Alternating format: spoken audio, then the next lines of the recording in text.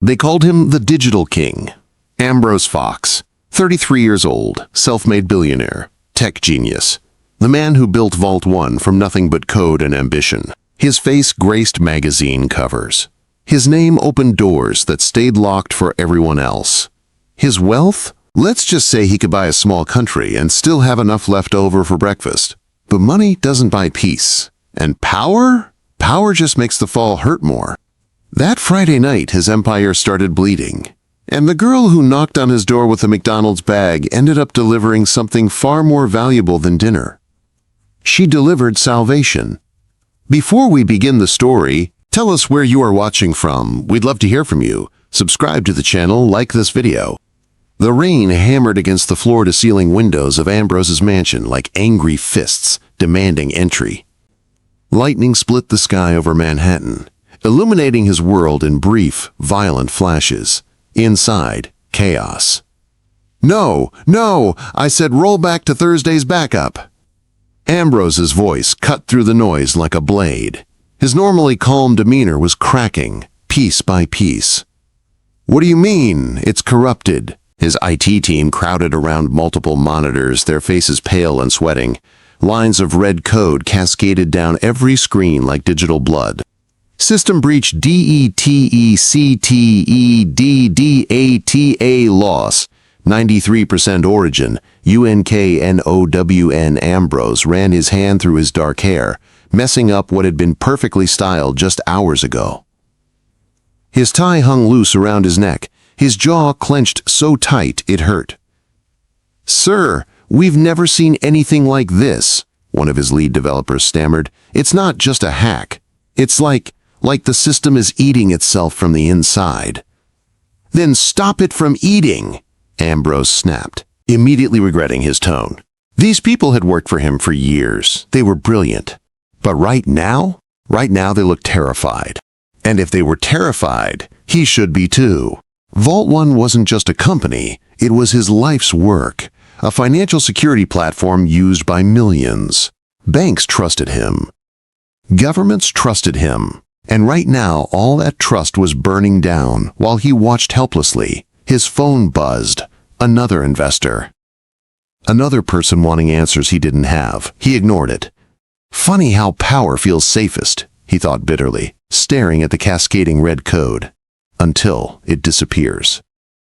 His father's voice echoed in his memory. "Son, the higher you build your tower, the further you have to fall." His father had built the foundation of Vault 1 before his death 5 years ago. A tragic accident. A car crash that took him too soon. And Ambrose had spent every day since proving he could finish what his father started. But now it was all falling apart. The intercom buzzed. "Mr. Fox, there's a delivery at the door." His assistant's voice crackled through. "Not now," he barked. "Sir, she's been waiting in the rain for 20 minutes. "I think I said not now." He turned back to the screens, watching his empire bleed. Miracle stood outside the massive oak door, her McDonald's uniform soaked through. Water dripped from her dark curls, running down her face like tears she refused to cry. Her fingers were numb from the cold. The food bag she held was probably soggy by now, but she needed this job, needed every dollar, every cent. Back home, her mother lay in bed, too weak to work. Medical bills piled up like cruel reminders that life doesn't care about fair. Miracle had dropped out of college 2 years ago to take care of her. Computer science degree? Dreams of working in tech? Those had died quietly, replaced by the reality of survival. She wasn't supposed to be here. The regular delivery guy called in sick, and her manager practically begged her to take this run. "It's a huge tip," he'd said. "Mansion, rich guy, easy money." Easy, right. She knocked again. Softer this time. Nothing. Through the thick door, she could hear muffled shouting. Stress, panic, the kind of chaos that transcends class and wealth. She should leave, just set the bag down and go. But something made her stay. Maybe it was curiosity. Maybe it was stubbornness. Or maybe, deep down, she recognized the sound of someone's world falling apart. She knew that sound too well. The door suddenly swung open. And there he was. Ambrose Fox looked nothing like his magazine photos. Those showed a man in perfect control, suit pressed, smile calculated. The man standing before her now? He looked human, vulnerable. His shirt was wrinkled, sleeves rolled up. His eyes were bloodshot, shadowed with exhaustion. And behind him, she could see the glow of multiple screens flashing red. "Finally," he muttered, reaching for his wallet without really looking at her. "Sorry about the wait. Here." He pulled out several bills, way more than the meal cost. But Miracle wasn't looking at the money. She was looking at the screens behind him. Her eyes widened. Her heart skipped. She'd seen code like that before, back in her university days when she'd stay up late studying security systems and ethical hacking. "That's not a normal wipe," she said softly, almost to herself. Ambrose froze. "What?" She shouldn't have said anything. She should take the money and leave. But the words came out anyway. "Your system. That's not an external attack. That's an internal purge." He stared at her like she'd just spoken in ancient Greek. "How would you? Who are you?" "Nobody," she said quickly, thrusting the food bag toward him. "Just nobody. Sorry, have a good night." She turned to leave. "Wait." That single word stopped her. She looked back. Ambrose stood in the doorway, holding the soggy food bag, his expression shifting from anger to something else. Desperation? Hope? "What did you mean, internal purge?" I shouldn't have said anything. I'm just a delivery driver." "No." He stepped forward, and she saw it clearly now, the fear beneath his wealthy exterior. "No, you noticed something my entire IT team missed, so I'm going to ask you again." "What?" "Did you mean?" Miracle hesitated. Her instincts screamed at her to run. This wasn't her world. These weren't her problems. But then she thought of her mother, of the bills, of the dreams she'd buried, and she thought, maybe this once. Can I see it closer?" she asked quietly. Ambrose's IT team looked up in confusion as this soaking wet delivery girl walked into the penthouse like she belonged there. "Sir?" one of them questioned. "Give her a minute," Ambrose said, his voice tight. He didn't know why he was trusting her. Desperation makes people do strange things. Miracle approached the main terminal, her eyes scanning the cascading code. Her fingers twitched, muscle memory from late-night coding sessions she thought she'd left behind. "Do you even know what you're looking at?" Ambrose challenged, standing behind her. She didn't answer immediately, just studied the patterns, the flow, the signature. "Enough to know someone didn't break in," she finally said. "They were already inside. This," she pointed at a specific string of code, "this is a redirect. Someone rerouted your own security protocols against you." The room went silent. One of the senior developers leaned forward. That's impossible. We would have caught that." "Would you?" Miracle turned to face Ambrose. "When was the last time anyone audited the foundation code? The original architecture?" His jaw tightened. "When my father built it. 8 years ago. And nobody's touched those base files since? They're locked. Encrypted. Nobody has access except..." He stopped, realization dawning. "Except administrators." Miracle finished. "Which means this wasn't a hack. This was a betrayal." The words hung in the air like smoke. Ambrose felt his world tilt. His own people? Someone he trusted? The thought made him physically sick. "Who wrote the foundation code?" Miracle asked gently. "My father," Ambrose said, his voice hollow. "Before he died." A beat of silence. Understanding passed between them. Two people who'd lost things they couldn't get back. "I'm sorry," she said, and meant it. He nodded, not trusting himself to speak. Some ghosts don't haunt halls, he thought. They haunt hard drives. "Can you fix it?" he asked finally. Miracle bit her lip. I can try, but I need access, full access." "Done." He turned to his team. "Give her level 1 clearance, now." "Sir, we don't even know her name." "I don't care. Do it." Miracle pulled up a chair, her wet uniform squeaking against the leather. Her fingers flew across the keyboard, and Ambrose watched, mesmerized. She moved through his system like she'd built it herself, finding pathways and back doors his team had missed. Hours blurred together. The IT team gradually left, exhausted and defeated. But Ambrose stayed. And so did she. "There," she whispered around 3 a.m., pointing at the screen. "See that? That's the entry point. Someone created a ghost admin account 3 months ago." "Who?" She dug deeper, following digital breadcrumbs through layers of encryption. And then she found it. A folder. Hidden. Buried deep in the system's core. VAULTONE_origin. What is that? Ambrose leaned closer, his shoulder brushing hers. Neither of them noticed. Miracle clicked it open. Inside were files. Hundreds of them. Financial records, contracts, communications, and one file that made her blood run cold. Pike_legacy. Encrypted her father's name. Her father's legacy. Here, in Ambrose Fox's system. Her hands started shaking. "What's wrong?" Ambrose asked, noticing her reaction. She closed the window quickly, too quickly. "Nothing. Just, whatever this is. Someone wanted it buried. Deep. Can you decrypt it?" "Not tonight. It's triple encrypted. It'll take time." Ambrose rubbed his face, suddenly aware of how exhausted he was. How exhausted they both were. "What's your name?" "Miracle." "Miracle," he repeated, like testing how it felt in his mouth. "That's fitting." She almost smiled. "My mom has a sense of humor." She raised someone brilliant. The compliment caught her off guard. She wasn't used to being seen, really seen. Especially not by people like him. "I should go," she said, standing up. "My mom, she worries." "Of course." He pulled out his wallet again, but she stopped him. "You already tipped me. Besides, this." She gestured at the screens. "This was interesting. I missed this. Missed being part of something bigger." "You could be," he said impulsively. "Part of something bigger. I could use someone like you, someone who sees what others miss." She looked at him, really looked at him. Behind the wealth and the titles, she saw someone just as lost as she was.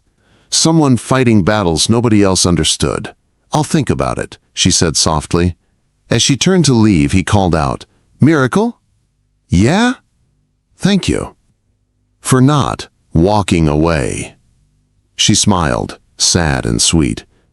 Sometimes the universe puts us exactly where we need to be, even if we don't understand why. The door closed behind her, and Ambrose stood alone in his penthouse, surrounded by broken code and the ghost of a conversation that felt more real than anything had in years. He'd built a fortress no one could enter, he realized. Yet this drenched stranger walked straight through. Miracle came back the next night. And the night after that. She told herself it was just about the money. Ambrose paid her well, more than fair for consulting work. But deep down, she knew it was more than that. It was the puzzles, the code. The feeling of her brain firing on all cylinders again after 2 years of delivering food and counting pennies. It was him, not the billionaire, not the empire builder. The man underneath. The one who worked until sunrise, who forgot to eat, who spoke about his father with a grief so raw it hurt to witness. They fell into a rhythm. She'd arrive around 8 p.m., still in her McDonald's uniform. He'd have coffee waiting. Learned how she took it by the third night. 2 sugars, extra cream. They'd work side by side, untangling the mess his system had become. "You're better at this than people with actual degrees," Ambrose said one night, watching her trace a particularly nasty piece of malware. "I have an actual degree," she corrected, halfway to one anyway. "What happened?" She was quiet for a moment. "Life happened. My mom got sick. Someone had to pay the bills." College doesn't pause for reality. He understood that better than she knew. His own education had been interrupted by his father's death, by the sudden weight of responsibility. "You could go back," he suggested. "With what time? What money?" She laughed. but it was bitter. "Dreams are expensive, Ambrose. Some of us can't afford them." The way she said his name. No, Mr. Fox. No formality. It did something to him. Made him feel less like a title and more like a person. "What was your dream?" he asked. "Before life got in the way?" She stopped typing. Her fingers hovered over the keys. "I wanted to build things. Secure things. Make the digital world safer." Stupid, right? Naive college kid thinking she could change anything. "It's not stupid," he said firmly. "It's exactly what you're doing right now." Their eyes met. Held. Something shifted in that moment. Something neither of them was ready to name. "Tell me about him," she said softly, breaking the tension. "Your father." Ambrose leaned back in his chair, staring at the ceiling. "He was everything. Brilliant, kind, stubborn as hell. He built Vault 1 because he believed everyone deserved financial security, not just the wealthy." "Sounds like a good man." "He was, until—" his voice cracked. "Until the accident. His car went off a bridge. They said it was raining, said he lost control. But he was the most careful driver I knew. It never made sense." Miracle's chest tightened. She knew something Ambrose didn't. Something buried in those encrypted files. Something about her own father's connection to that accident, but she couldn't tell him. Not yet. Not until she understood the whole truth. "I'm sorry," she whispered. "Me too." The nights blurred together. Monday became Tuesday, became Friday. They worked, talked, shared stories. He learned about her mother's illness. Lupus. Aggressive. Expensive. She learned about the pressure he carried, the weight of expectations, the loneliness of being untouchable. "You know what's funny?" he said one dawn, watching the sun rise over Manhattan. "I have everything. Money, power, success. But I can't remember the last time I just talked to someone. Really talked." "Maybe that's the problem with building walls," Miracle said, nursing her cold coffee. "You keep everyone out, even the people who might actually care." "You sound like someone who could have built Vault 1, he said, smiling. "Maybe in another life." She challenged his silence. He challenged her walls. And somewhere between midnight and dawn, logic became feeling. Code became connection. Two broken people started fixing each other while pretending they were just fixing software. "You should sleep," she told him one particularly long night, noticing the dark circles under his eyes. "Can't. Not until we find who did this. Ambrose, you haven't slept in 3 days. You're going to collapse." "I'm fine." "You're not." She stood, grabbed a blanket from the couch and draped it over his shoulders. The gesture was simple, maternal, caring. He looked up at her, stunned. "When was the last time someone took care of him?" 2 hours, she insisted. "Just 2 hours. I'll keep working. If anything changes, I'll wake you." "Miracle, please." He gave in, too tired to argue, laid his head on his folded arms, and within minutes, he was asleep. Miracle watched him for a moment. Peaceful, vulnerable, so different from the man the world saw.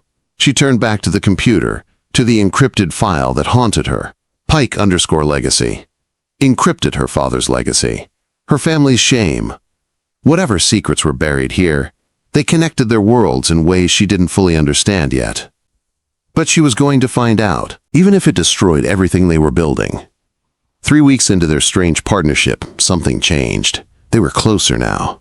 Not just professionally, but personally. Inside jokes.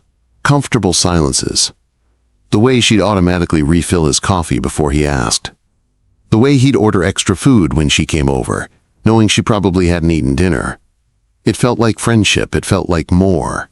"I don't understand this section," Miracle said, frowning at a particularly complex algorithm.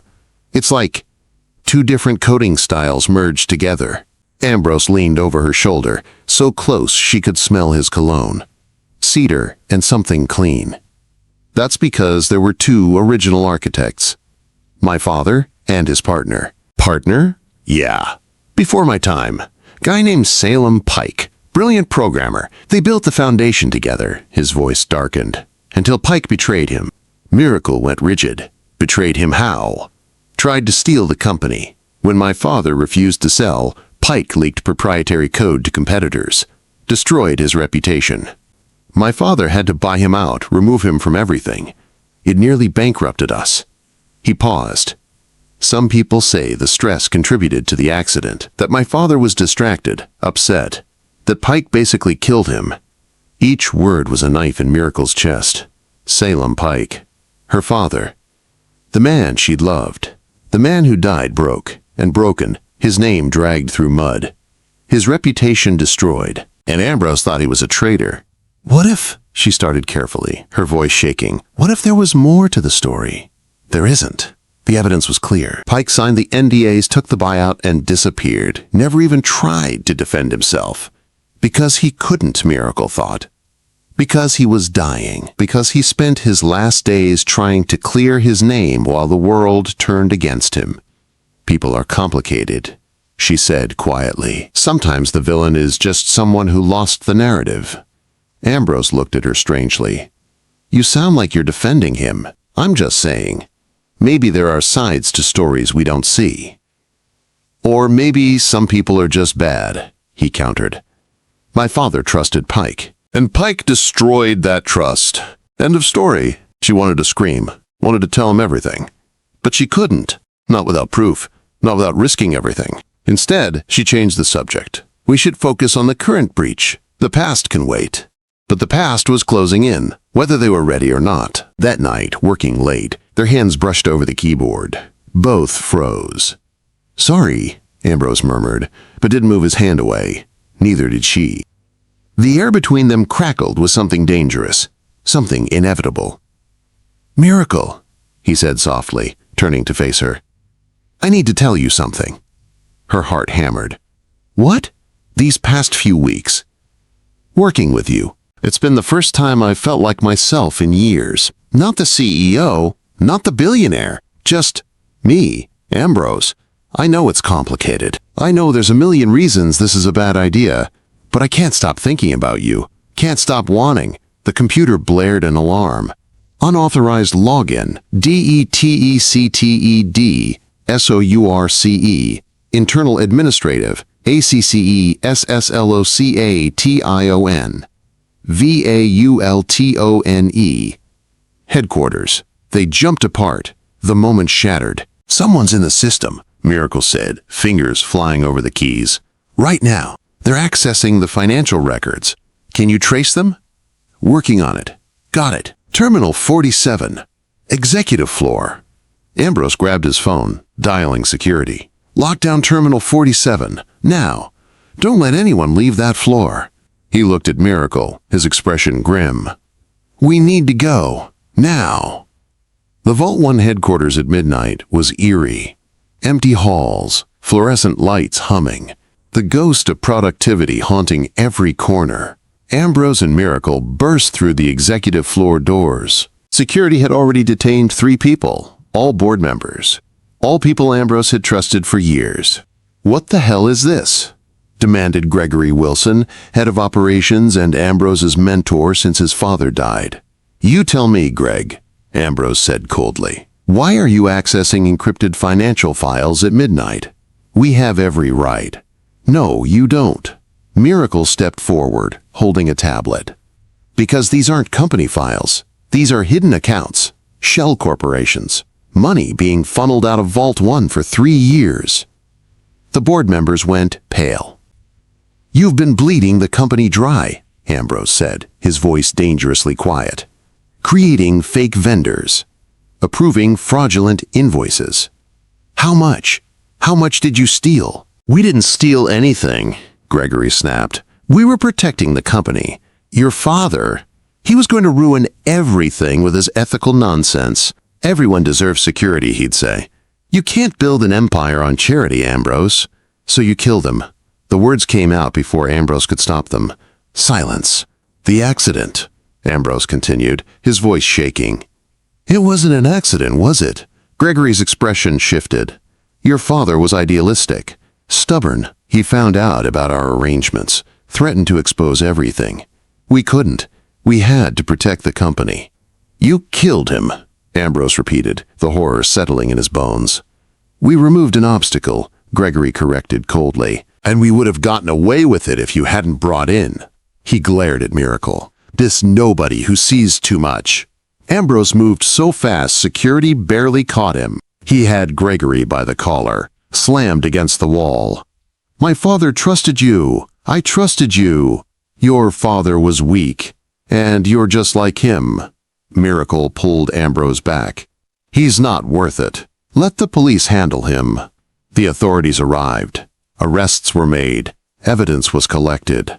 And Ambrose stood in the middle of his father's company, realizing everything he'd built was constructed on lies and blood money. I need to destroy it, he said numbly. All of it. Ambrose, no. They killed him, Miracle.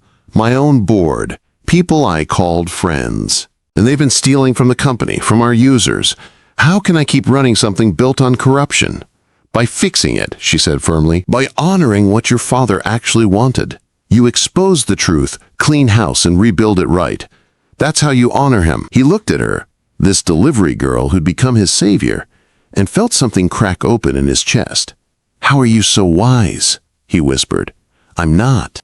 I'm just someone who lost someone too, and I know that destroying everything doesn't bring them back. But building something good, that's a memorial worth having. He pulled her close, his forehead resting against hers. What would I do without you? Probably collapse under the weight of your own stubbornness. He laughed, actually laughed, for the first time in weeks. But their moment of peace was about to shatter because Miracle knew she had to tell him. Had to come clean about who she really was. About the encrypted file. About her father. Before he found out another way. Ambrose, she said, pulling back slightly. There's something I need to. His phone rang. His lawyer. I have to take this, he said apologetically. She nodded, her confession dying on her lips. That night, after everything calmed down, after the police left and the shock began to wear off, Ambrose couldn't sleep. He went back to the office, to his computer, to the files Miracle had helped him secure. And he saw it. The folder she'd tried to close weeks ago. Pike_legacy. Encrypted curious, still reeling from the night's revelations, he ran a decryption program. It took hours, but eventually the files opened. Inside were communications, old emails, between his father and Salem Pike. And as Ambrose read them, his blood ran cold. Pike hadn't betrayed anyone. The board had framed him. They'd planted false evidence, faked the code leaks, and when Pike threatened to expose them, they destroyed his reputation so thoroughly that no one would believe him. And then they'd killed Ambrose's father when he tried to help Pike clear his name. The car accident. Not random, not careless. Murder. Both their fathers killed by the same monsters. But that wasn't the worst part. The worst part was the photo attached to one file. Salem Pike. With his daughter. A young girl with bright eyes and dark curls. A girl who grew up to look exactly like the delivery woman Ambrose had fallen for. Miracle Pike. She'd known. This whole time, she'd known who she was. Whose daughter she was. And she'd lied to him. In a single click, admiration turned to accusation. Ambrose showed up at Miracle's apartment at dawn. He'd never been there before. She'd kept that part of her life separate. Private. When she opened the door, still in pajamas, hair messy from sleep, she saw his face and knew. He knew. Ambrose. Pike, he said flatly. Your last name is Pike. Her stomach dropped. Let me explain. Explain what? That you've been lying to me from the beginning? That you came to my home that night, not by chance, but by design? That everything, every conversation, every moment, was manipulation? No, it wasn't like that. Then what was it like, Miracle? He spat her name like it tasted bitter. You knew who I was, you knew about our fathers, and you said nothing. I didn't know how to tell you. You thought my father was a traitor. You hated him. How was I supposed to? With the truth, he roared. That's how. The first night. You should have told me the first night. You would have thrown me out. Yes, I would have. because at least that would have been honest. He ran his hands through his hair, pacing her tiny living room. God, I'm such an idiot. You played me perfectly. Get close to the billionaire. Gain his trust. Destroy him from the inside, just like your father tried to. My father didn't try to destroy anything. Miracle shouted back, her own anger rising. Your board framed him. They destroyed his reputation, his career, his life. He died broken and alone because of them. And you just believed their lies. I believed the evidence. Fake evidence. Did you even read those files? Did you see the truth? I saw that you've been lying to me for weeks. That's the only truth that matters. Her eyes filled with tears. I came to clear his name, not to hurt you. Never to hurt you. Well, congratulations. You did both. His voice was ice. You're just like him. Just like all of them. Everyone wants something from me. Everyone has an agenda. That's not fair. Fair? He laughed bitterly. You want to talk about fair? My father is dead. Your father helped build the company that killed him. Your board killed them both, she screamed. They killed your father to cover up their crimes, and they destroyed mine to hide the truth. We're victims of the same people, Ambrose. Why can't you see that? But he wasn't listening. The betrayal was too fresh, the wound too deep. I'm reporting you to the authorities, he said coldly. Unauthorized access. Corporate espionage. Let them sort out your intentions. Her face went white. You can't. My mother needs me. I'm all she has. You should have thought of that before you lied to me. Ambrose, please. But he was already walking toward the door. Don't contact me again. Don't come near Vault 1. My lawyers will be in touch. I love you. The words burst out of her, desperate and raw. He froze, hand on the doorknob. I know I lied, she continued, crying openly now. I know I should have told you sooner. But everything else was real. Every conversation, every moment, the way I feel about you, that was never fake. He turned slowly. His eyes were red, wounded. Love built on lies isn't love. It's just another beautiful betrayal. And then he left. The door closing behind him sounded like the end of the world. They came for her 3 days later. Miracle was at work, serving coffee and pretending her heart wasn't shattered, when the police walked in. Everyone stared as they read her rights. Handcuffs clicked around her wrists, cold metal against skin that had touched his face so gently just weeks before. You have the right to remain silent. Her manager looked shocked. Her co-workers whispered, and Miracle kept her head high even as humiliation burned through her veins. The ride to the station felt eternal. The rain had started again, pouring down like the night they'd met. Cosmic irony, she thought bitterly. Their story began in rain. It was ending in rain, too. At the station, they took her fingerprints, her photo, processed her like she was a criminal instead of someone who tried to uncover the truth. You're being charged with unauthorized access to protected systems, corporate espionage, and conspiracy to commit fraud, the detective explained. That's serious time, Miss Pike. I didn't steal anything. I helped fix the system. Ask Ambrose. Mr. Fox, he'll tell you. Mr. Fox is the one who pressed charges. Those words hollowed her out completely. They let her make one phone call. She called her mother, voice shaking, and explained everything. Her mother cried, told her it would be okay, promised to find a lawyer somehow, even though they both knew they couldn't afford one. In the holding cell, Miracle sat alone and thought about everything that led her here. Her father's death, her abandoned dreams. The night she knocked on a billionaire's door and accidentally fell in love. Love built on lies isn't love, he'd said. But what about love built on grief, on shared pain? On two broken people finding pieces of themselves in each other? Did that count for nothing? She closed her eyes and remembered. His smile when she solved a particularly difficult code. The way he said her name, soft and reverent. That almost kiss before the alarm went off. The blanket over his shoulders. His forehead against hers. What would I do without you? Probably collapse under the weight of your own stubbornness. She'd made him laugh. made him human, and he'd made her feel brilliant again, valuable, seen.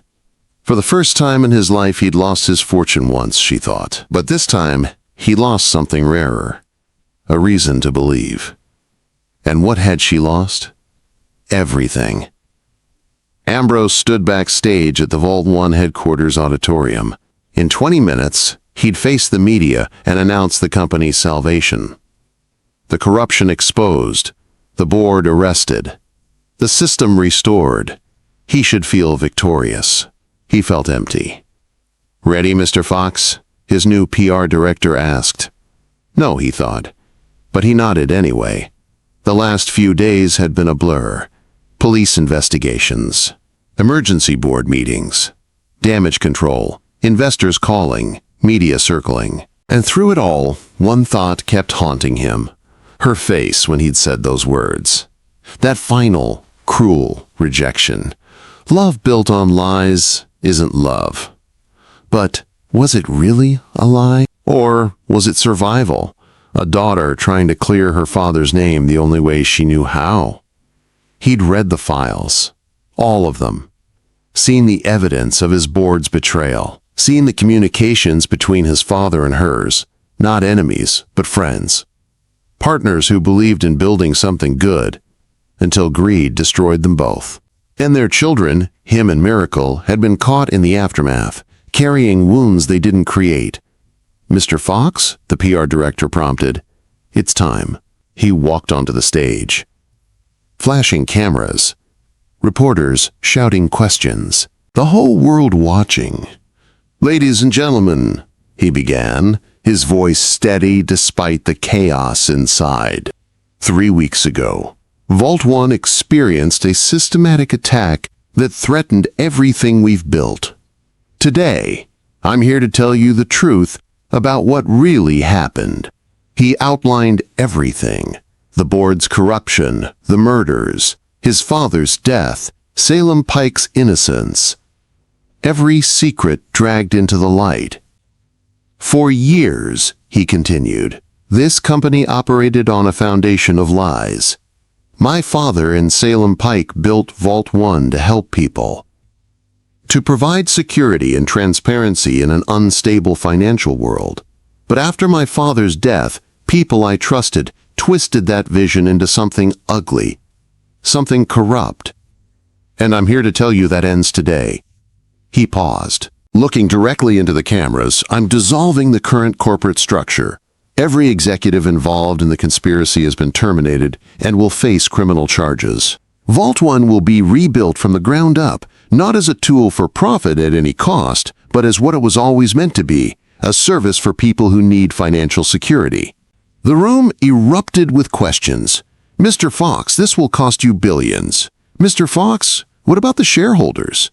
Mr. Fox, are you saying your entire board was corrupt? He answered them mechanically, but his mind was elsewhere. On a small apartment across town. On a girl with dark curls and eyes that saw through him. On words he couldn't take back. One more thing, he said, silencing the crowd. I need to publicly acknowledge someone who helped expose this corruption, someone who saw what everyone else missed, someone who...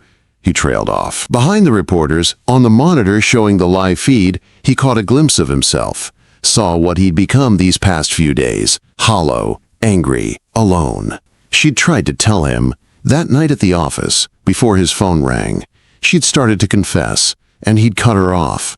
And when he finally learned the truth, he'd punished her for his own pain. Someone I wronged, he finished quietly, deeply and unforgivably wronged. The reporters sensed blood in the water. Who, Mr. Fox? Are you referring to the woman you had arrested? Miracle Pike? Her name sent a jolt through him. Yes, he said. Miracle Pike. Salem Pike's daughter. She came to me seeking truth, and I responded with cruelty. I had her arrested for trying to clear her father's name, for being the only person brave enough to tell me what I needed to hear. Are you saying she's innocent? I'm saying she's more than innocent. She's the reason we discovered the conspiracy at all, and instead of thanking her, I destroyed her life because I was too broken to see past my own pain. He stepped away from the podium, ignoring the shouted questions, and walked off stage. His PR director chased after him. "Sir, you can't just leave in the middle of—" "Call the police," Ambrose ordered. "Drop all charges against Miracle Pike. Immediately. Then, get me the best lawyer in the city. I don't care what it costs." "Sir, now!" He pulled out his phone, scrolling through his contacts until he found the private investigator he'd hired years ago. "I need you to find everything.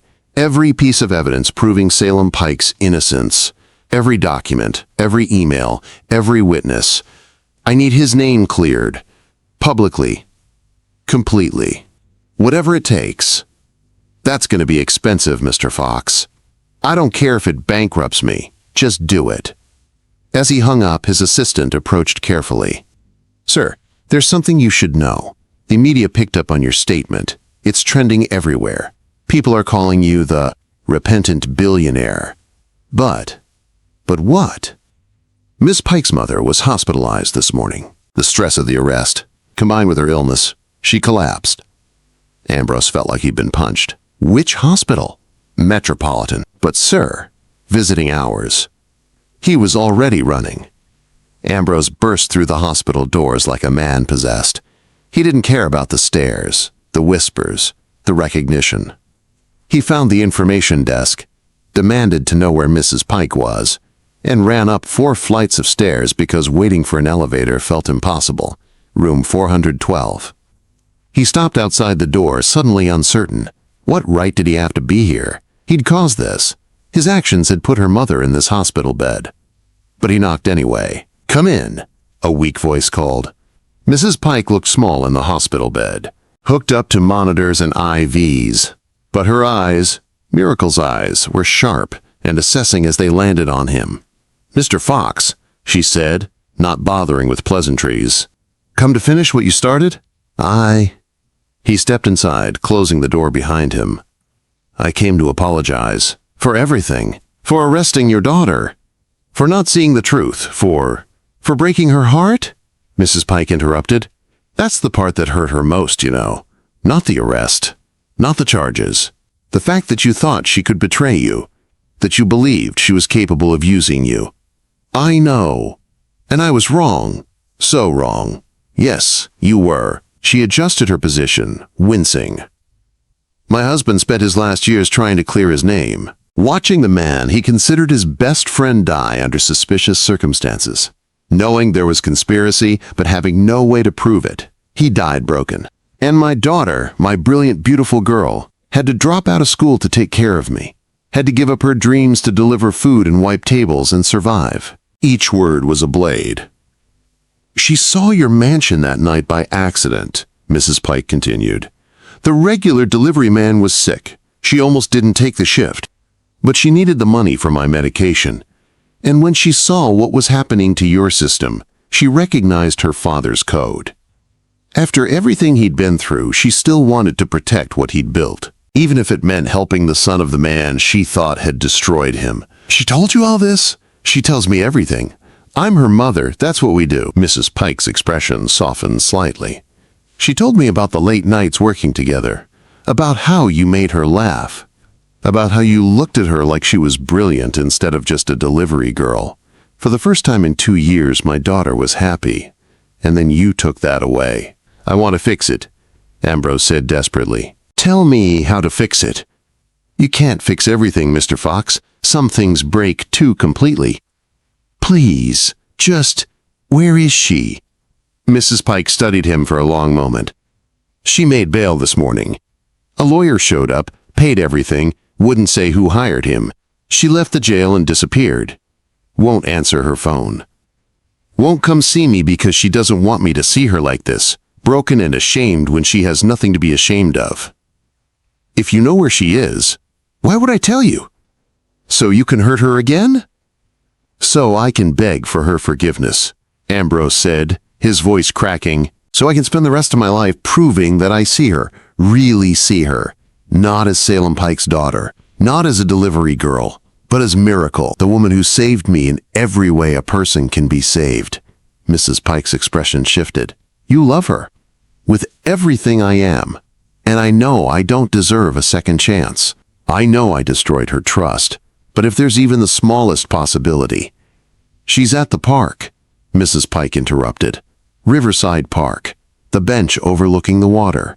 That's where she goes when she needs to think.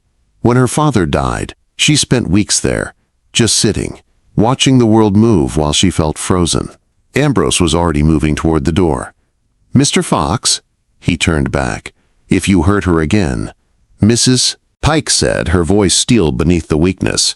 I don't care how many billions you have. I will make sure you regret it. If I hurt her again, Ambrose replied, I'll help you do it. The rain had stopped, but the world was still wet. Puddles reflected the gray sky, trees dripped steadily, and on a bench overlooking the Hudson River sat Miracle, staring at the water like it held answers. She looked smaller somehow, diminished. Her hair was pulled back messily. She wore old jeans and a sweatshirt, no uniform, no pretense, just a girl trying to hold herself together.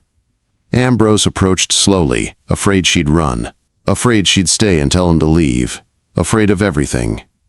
I'm not here to arrest you again, he said when he was close enough. In case you were wondering, she didn't turn around.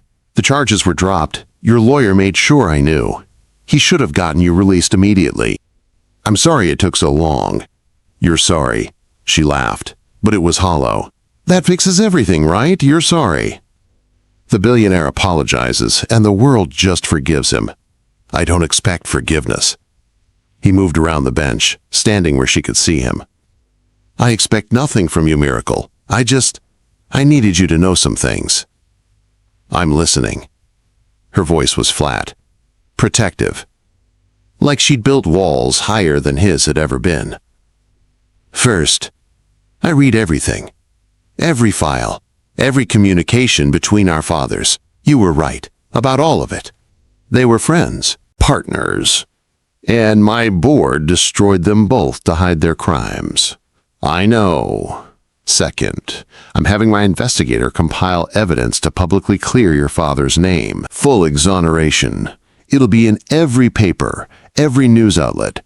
Salem Pike will be remembered as the brilliant, honest man he was. A flicker of emotion crossed her face. Why? Because it's the truth. Because he deserves it. Because you deserve it. Ambrose sat down on the bench, keeping distance between them. And third, I'm sorry. Not billionaire sorry. Not, my lawyer told me to say this, sorry.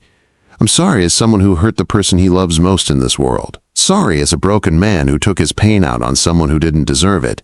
She finally looked at him. Her eyes were red from crying.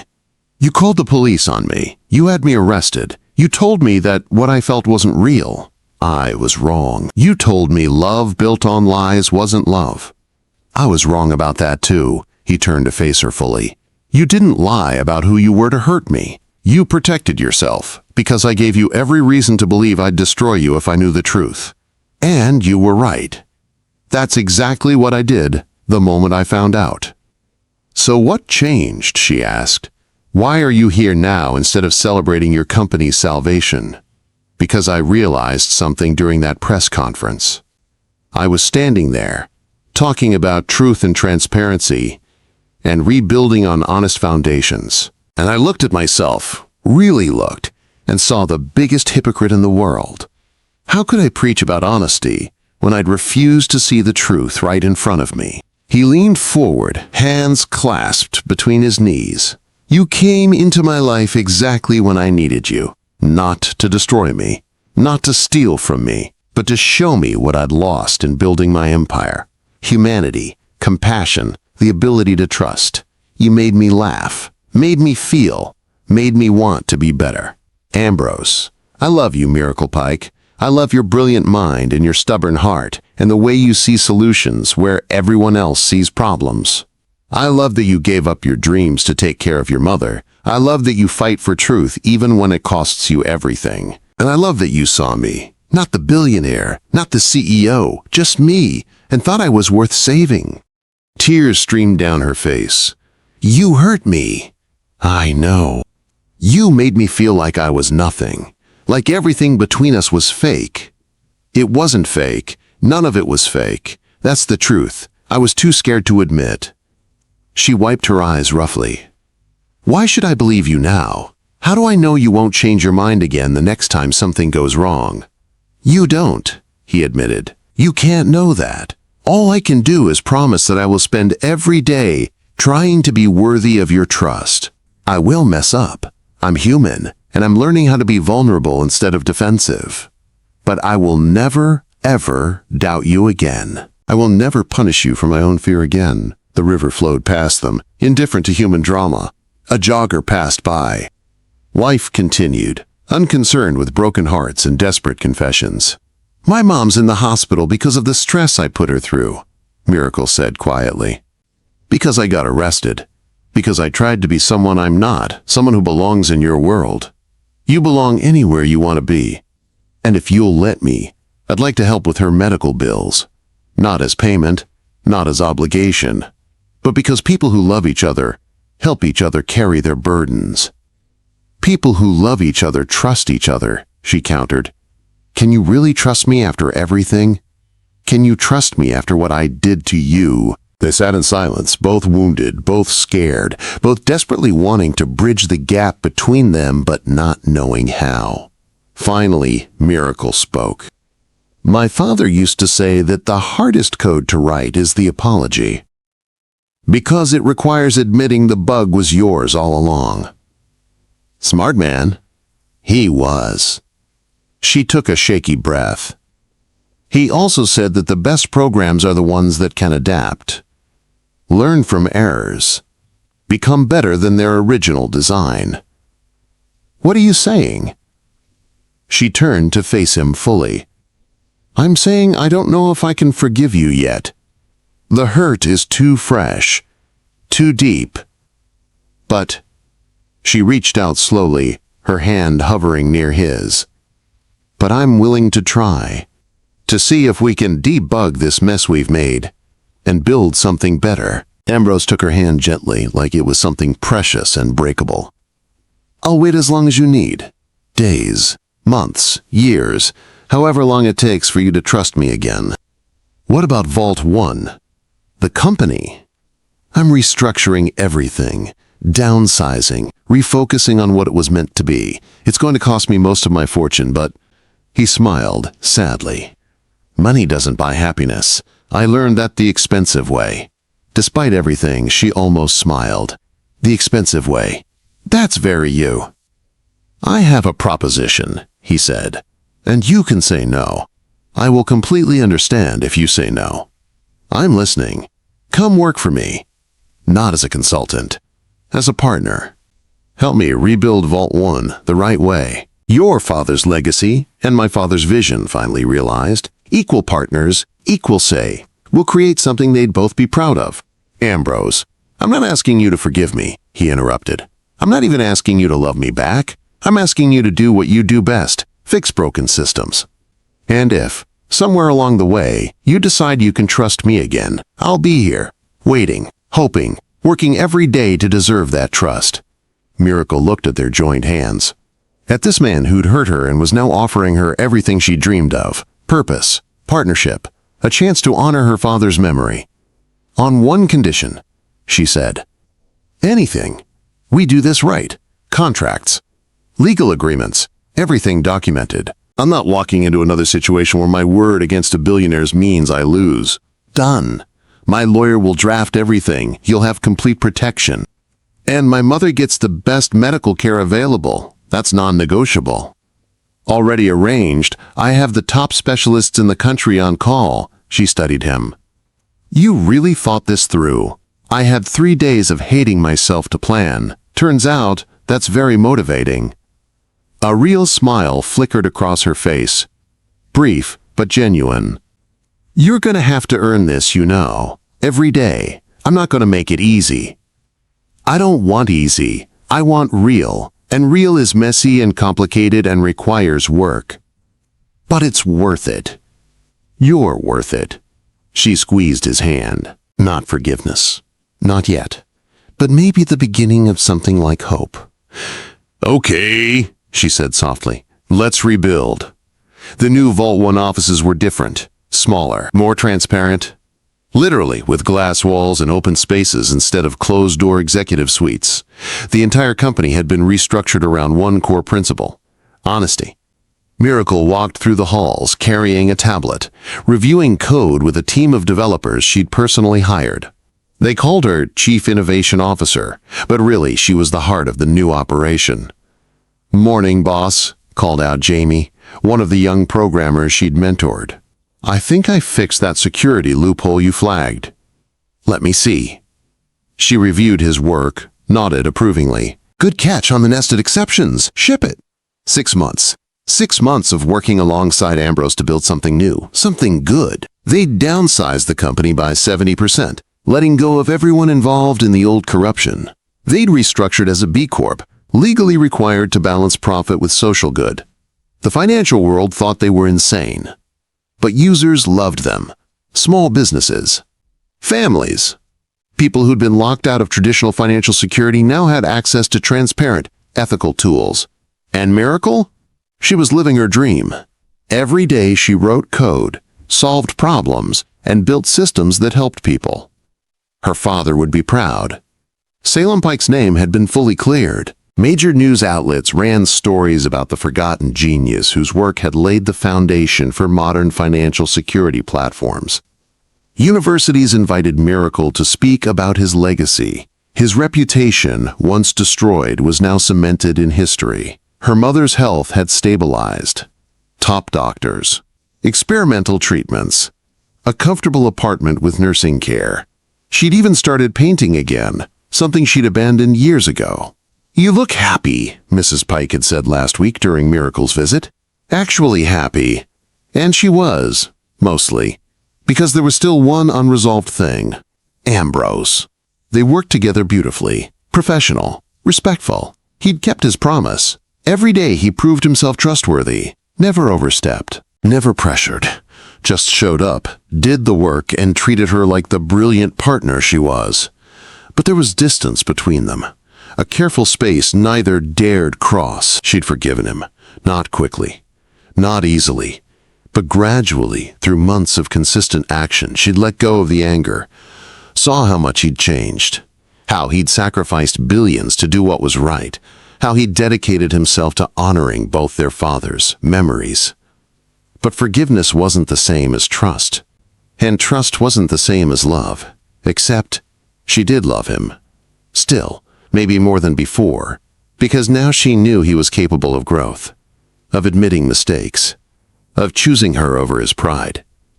"Miracle?" His voice broke through her thoughts. Ambrose stood in the doorway of her office holding 2 coffee cups. "Thought you might need this. Long night of coding?" She smiled, accepting the cup. He still remembered how she liked it. 2 sugars, extra cream. "The new encryption protocol is almost ready. Want to review it?" "Always." They sat together, going over code like they had that first night. But everything was different now. No desperate crisis, no secrets, just 2 people building something together. "I have some news," Ambrose said after they finished the review. The board approved the Salem Pike Memorial Scholarship. Full ride for students from underserved communities studying computer science. First recipients will be announced next month. Miracle's throat tightened. "Ambrose, thank you. It's not charity, it's honor. Your father changed the tech world. This ensures his impact continues. He would have loved that." She set down her coffee. "Can I ask you something?" "Anything." "Are you happy? Really happy? You gave up so much to rebuild this. Your fortune, your reputation in certain circles. Do you ever regret it?" He considered the question seriously. "For the first time in my life, I sleep well. I'm not afraid of what secrets might surface or who might betray me. I'm building something I believe in, with someone He stopped himself. "With a partner I trust completely. So yes, I'm happy. Are you?" "I am," she admitted. "But sometimes I wonder." "Wonder what?" She met his eyes. Those same eyes that had looked at her with such hurt 6 months ago. That had learned softness, vulnerability. "I wonder if we're going to spend the rest of our lives being professional partners and nothing more." His coffee cup paused halfway to his mouth. "What are you saying?" "I'm saying that I forgive you. Completely. And I trust you. Which terrifies me, but it's true. And I miss," she gestured vaguely, "I miss us. The us we were becoming before everything fell apart." Ambrose set down his cup carefully. "Miracle, I promised I would wait. I meant that. I won't pressure you. I'm not asking you to wait anymore." She stood up, walked around the desk until she was standing in front of him. "I'm asking if you still feel the way you did. If you still want." He was on his feet before she could finish, cupping her face in his hands. "Every day, every moment. Loving you is the easiest thing I've ever done. Everything else has just been waiting for you to be ready." "I'm ready," she whispered. "I'm scared, and it's complicated, but I'm ready." "We can take it slow." "I don't want slow. I want real, messy, complicated. All of it." He smiled, that real smile she'd fallen for months ago. "Then let's reboot, start fresh. Do it right this time." "Hi," she said, grinning. "I'm Miracle Pike. I'm a programmer, a daughter, and someone who's learning that taking risks isn't always reckless." "Hi, Miracle. I'm Ambrose Fox. I'm a reformed workaholic, an occasional idiot, and someone who's learning that vulnerability isn't weakness." They laughed, real laughter, light and free. And then he kissed her, not like the almost kiss from months ago, not desperate or stolen or interrupted. This kiss was certain, a promise, a choice they were both making with open eyes and healed hearts. When they finally pulled apart, both breathless, Miracle rested her forehead against his. "Your office has glass walls. Everyone can see us. Let them. I'm done hiding what matters. The media will have a field day. They've been speculating for months anyway. Might as well give them the truth." She pulled back slightly. "You realize this is going to be complicated. Dating your business partner. The power dynamics. The scrutiny. Everything worth having is complicated. Besides," he grinned, "we're really good at fixing complicated systems." "That's terrible," she groaned. "A coding metaphor? Really? You love it." "I love you," she corrected. "The terrible jokes are just a side effect I'm learning to tolerate." "Say it again," he whispered, his expression softening. "Please. I love you, Ambrose Fox. Even when you're infuriating. Even when you're broken. Even when you make me want to debug you like faulty code. Best declaration of love I've ever heard." "You're welcome." They stood there, wrapped in each other, while outside the glass walls, the office buzzed with activity. Their employees, good people, honest people, building something meaningful. Their fathers, legacies finally realized. Two broken families made whole through shared purpose and hard-won trust. "What now?" Miracle asked. "Now we build," Ambrose said simply. "The company, our relationship, a future. Together. Together." She agreed. And somewhere, in whatever comes after, two fathers who'd been betrayed and broken smiled. Their children had found each other, had found the truth. And in doing so, had created something neither tragedy nor corruption could destroy. Love. Real, complicated, messy, beautiful love. The kind worth fighting for. The kind worth rebuilding for. The kind that turns delivery girls into partners and billionaires into better men. The Vault 1 Reborn launch event was packed. Investors, tech journalists, users, all gathered to see the next evolution of the platform. The stage was simple. No flashy graphics. No corporate excess. Just clean design and clear purpose. Ambrose stood at the podium, looking calm, confident, happy. "Thank you all for coming," he began. "A year ago, Vault 1 almost died. Corruption, betrayal, and lies nearly destroyed everything my father and Salem Pike built. But sometimes things need to break completely before they can be rebuilt better." He paused, scanning the audience.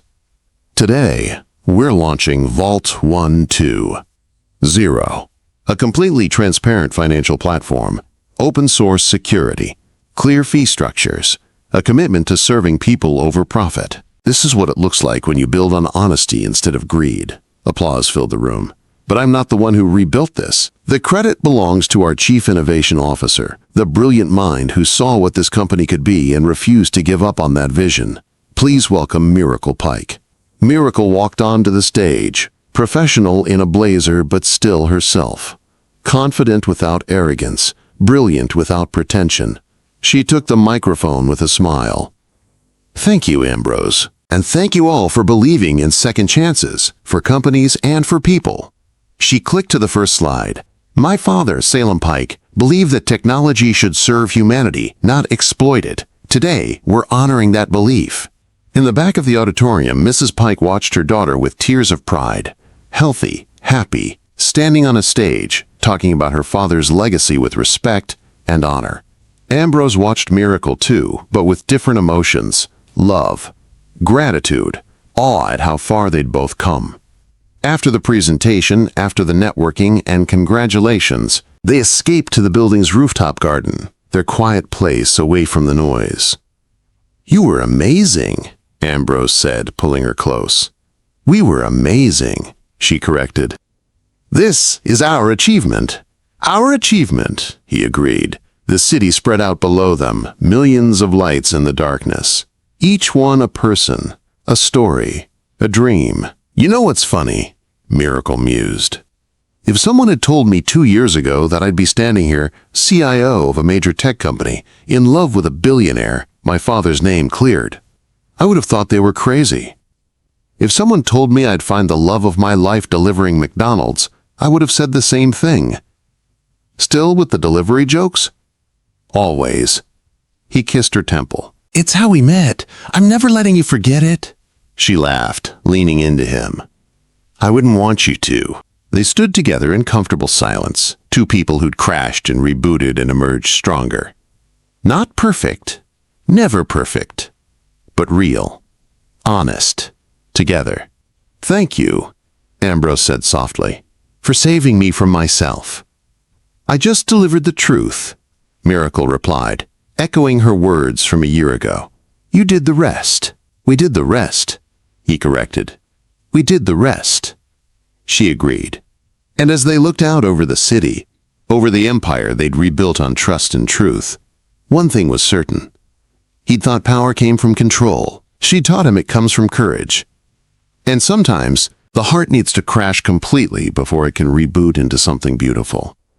Sometimes, you need to lose everything to find what actually matters. Sometimes, the person who saves you shows up in the most unexpected package, soaking wet, holding a food bag, noticing things nobody else can see. And sometimes, just sometimes, love built on lies can become love built on truth, if you're brave enough to fight for it, if you're strong enough to rebuild, if you're wise enough to know that the best code, the best love, adapts, learns, and becomes better than its original design. They'd debugged their hearts, and in doing so, they'd created something that couldn't be hacked, couldn't be corrupted, couldn't be destroyed. They'd created forever.